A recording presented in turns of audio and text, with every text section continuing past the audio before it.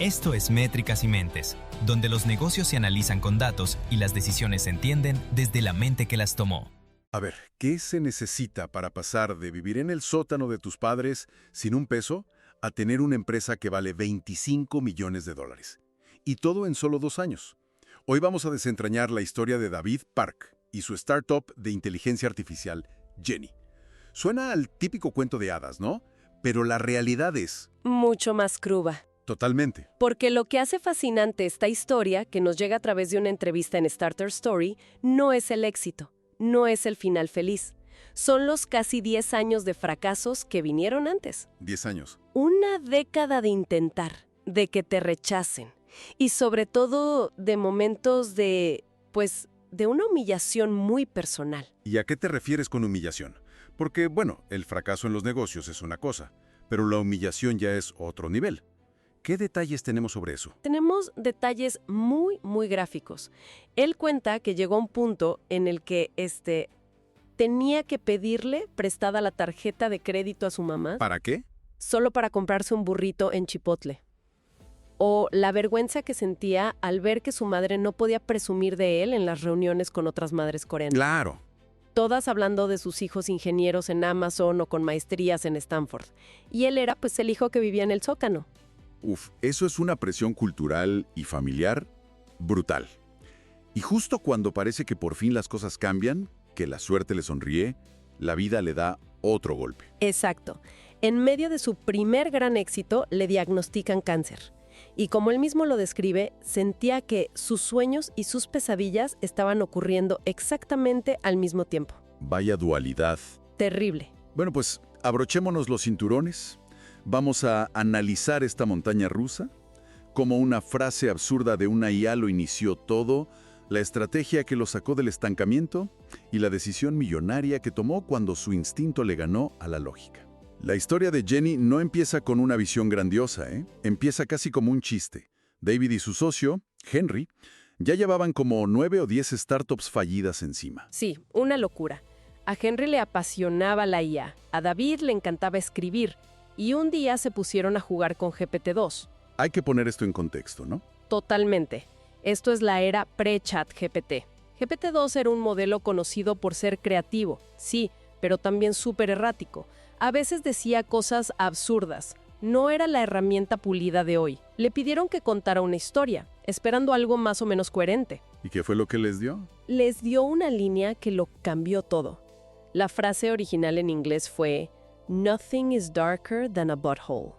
Que sería algo así como... Una traducción rara sería "nada es más oscuro que el trasero de un butano". O bueno, el interior de un trasero. Esa frase tan bizarra, tan sin sentido, pero a la vez casi poética, los dejó helados. Vieron una chispa de genialidad en medio del caos. Y ahí decidieron crear a Jenny, una herramienta de escritura asistida por IA. Es increíble. Pensar que una frase tan aleatoria, casi un error del sistema, fue la semilla de todo.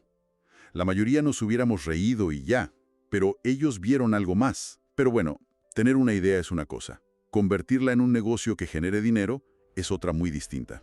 Y esa fue la parte brutal.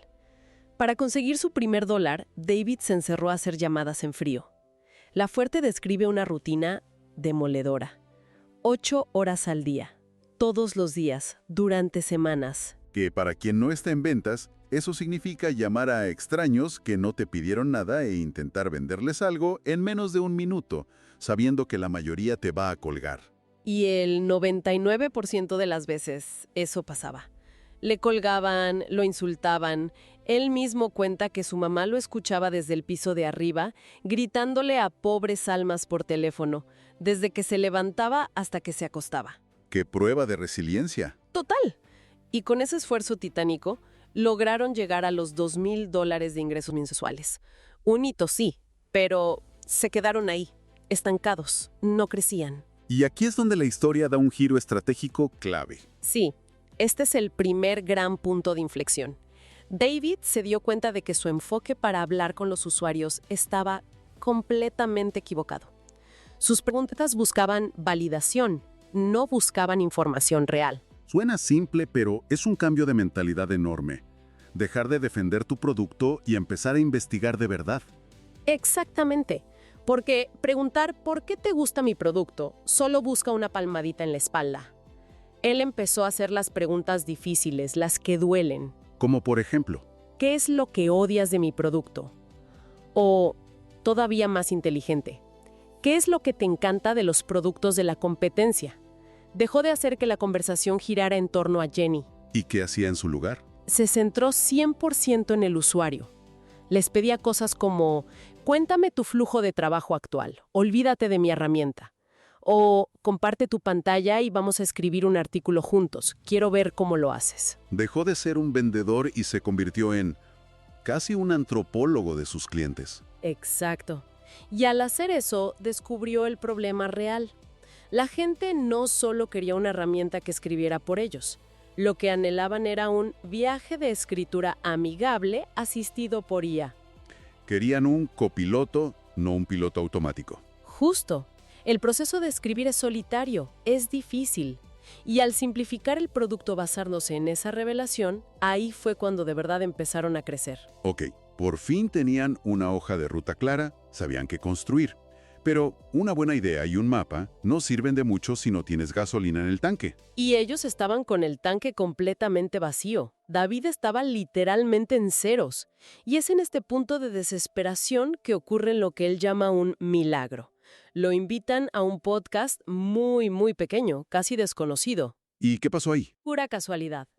Un reclutador que trabajaba para Jason Calacanis, un inversor ángel muy famoso, escuchó ese episodio. Le gustó la historia y de la nada, sin reuniones formales ni nada, David recibe un correo con una oferta. Un cheque por $100,000. ¡Wow! Después de tanto remar, el dinero les cae del cielo. La reacción lógica sería celebrar, contratar a alguien. ¡No! Pero su reacción fue fascinante y totalmente contraintuitiva. Lo primero que hicieron él y su socio no fue gastar el dinero. Fue reservar un vuelo solo de ida a Malasia. ¿A Malasia? Sí. ¿Por qué? Por una lógica de supervivencia pura y dura. Se dieron cuenta de que no confiaban en sí mismos para administrar esa cantidad de dinero en Estados Unidos. Ajá. Su razonamiento fue, si vivimos en Malasia, nuestros gastos se reducen a una cuarta parte. Esos $100,000 no nos dan 6 meses de vida, nos van 2 años. Querían extender su runway, su tiempo de vida, al máximo. ¡Qué jugada tan inteligente! Una movida de ajedrez financiero increíble.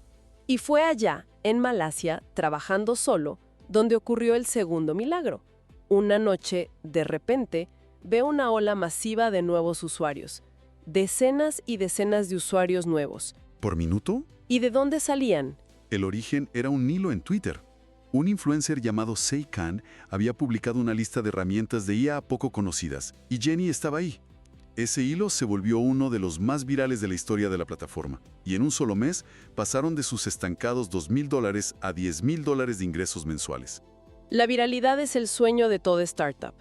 Pero también es como un rayo, no puedes esperar que caiga 2 veces. Y David lo sabía. ¿Cómo se crea la propia suerte en redes sociales? Suena imposible, pues él lo sistematizó. Su enfoque es una verdadera clase magistral de cómo escalar la producción de contenido. Contrató a un amigo de la universidad para que se encargara de TikTok e Instagram, y le dio un plan de 3 pasos. A ver, desglosemos ese plan. El primer paso. Pura experimentación. La orden fue, crea una cuenta de TikTok y prueba de todo. Videos divertidos, tutoriales, memes, lo que sea. El objetivo no es tener éxito. Es lanzar 100 dardos a la diana para ver cuál se acerca. Entendido. Experimentar para encontrar un patrón. Y una vez que algo funcionaba, Ahí viene la segunda fase. La serialización. Si un tutorial sobre una función específica funcionaba bien, no solo lo repetían, lo convertían en una serie semanal. Creaban un formato reconocible. transformaban un éxito puntual en un activo recurrente. Exacto. Pero el verdadero desafío es escalar. No puedes depender de una sola persona. Claro. Y ese es el tercer y más brillante paso, el modelo de fábrica. Trató a los creadores de contenido como si fueran un equipo de ventas. Contrató a varios creadores independientes, les ofreció un salario base más comisiones por rendimiento. Su pregunta cambió de ¿cómo hacemos un video viral? a cómo construimos una fábrica de contenido que produzca éxitos de forma consistente. Justo cuando esa máquina de crecimiento empezaba a funcionar a toda velocidad, cuando estaban por llegar al $1.000.000 en ingresos anuales, sintiéndose en la cima, llega el golpe. Un diagnóstico de cáncer de tiroides. Es el giro de guión que nadie quiere en su historia. Y como dice él, tus sueños y tus pesadillas están ocurriendo al mismo tiempo. Y la fuente profundiza en su miedo. Y es fascinante que su primera preocupación no fue existencial, fue empresarial. ¿A qué te refieres con eso? Su mayor miedo no era morir, era que la enfermedad lo dejara fuera de servicio. Le aterraba que la cirugía pudiera dañar sus cuerdas vocales permanentemente, dejándolo sin voz. Se preguntaba, ¿cómo puedo liderar una empresa si no puedo hablar? Y la historia de su cirugía es muy emotiva. Hay una complicación y lo tienen que operar de urgencia. Su madre no había llegado a Corea todavía. Y él está solo en el hospital, tiene que firmar un montón de documentos de consentimiento en coreano, un idioma que no domina a nivel técnico. ¡Qué momento! Cuenta que el pánico se apoderó de él y que su primer instinto fue salir corriendo del hospital, pero entonces, acostado en la camilla, vio un versículo de la Biblia pegado en el techo, que decía algo como, déjalo todo en manos de Dios. Y eso, dice, le dio una extraña calma para quedarse. Y lo más increíble viene después, ¿no? Sí. Días más tarde, cuando su madre por fin llega, le confiesa que el consejo que quería darle antes de la cirugía era precisamente ese mismo versículo. Para él fue como una pequeña bendición, un milagro personal. Se recupera de la cirugía, pero al volver al trabajo se enfrenta a una realidad durísima. Mientras él estuvo ausente, la empresa no creció, ni $1. Se estancó por completo. Y ahí es cuando se da cuenta de algo aterrador. El negocio era inestable sin él. Todavía no tenían un Product Market Fit sólido. Y ese término, Product Market Fit, es el santo grial de cualquier startup. ¿Podemos explicar qué significa que el negocio fuera inestable sin él? Claro, significa que el producto era útil, pero no indispensable. La gente lo usaba, pero si desaparecía mañana, pues se encontrarían otra cosa. Sin Product Market Fit, el crecimiento depende del esfuerzo constante de una persona, en este caso, de David, empujando la roca. Con un Product Market Fit real, el producto prácticamente se vende solo. La empresa no dependía del producto, dependía de David. Y justo en ese momento de duda, con la empresa frágil y él recuperándose, le empiezan a llover ofertas para comprar Jenny. Sí, ofertas por varios millones de dólares. Era la salida perfecta. La vía de escape. Podía tomar el dinero, asegurar su futuro y empezar de nuevo más tarde, sin todo el estrés. Era la decisión lógica. Pero aquí está el verdadero corazón de la historia. Tomó la decisión más difícil, la más ilógica. Decidió no vender. Y la razón que da es fascinante. No fue un acto de heroísmo, no fue un cálculo financiero. ¿Entonces qué fue? Su justificación fue puramente visceral.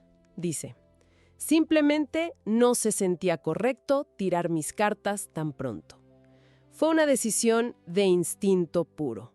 Una corazonada que iba en contra de toda la evidencia que tenía delante. Vaya. Su salud, la fragilidad del negocio, el dinero sobre la mesa y aún así, su instinto le dijo que no. Y esa decisión, esa corazonada, lo cambió absolutamente todo. En lugar de vender, duplicó la apuesta. Se enfocó como un láser en resolver el problema que había identificado. Contrató a sus primeros empleados clave en marketing en crecimiento y se dedicó a escalar las estrategias que ya sabía que funcionaban. ¿Y el resultado? En los 6 meses siguientes a rechazar la venta, más que duplicaron el negocio. Increíble. Pasaron de una valoración de unos pocos millones a una que él mismo estima hoy entre 10 y 30 millones de dólares. Superaron los 3 millones de dólares en ingresos anuales recurrentes. Todo por esa decisión de aguantar un poco más, de confiar en su instinto.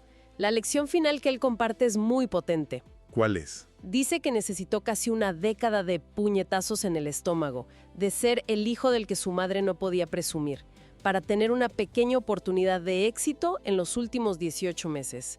El éxito de la noche a la mañana tardó 10 años en llegar. Y deja una reflexión final muy poderosa para cualquiera que esté pensando en emprender.